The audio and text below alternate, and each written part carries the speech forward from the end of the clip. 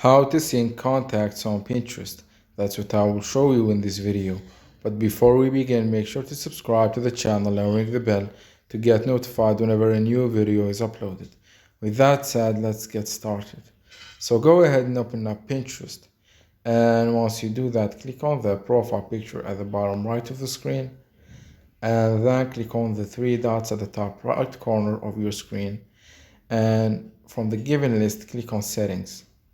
Here, from the account information section, click on privacy and data, and you will see there's the contacts section, in which it has option that says store your contacts, which will allow Pinterest to access your device's contacts.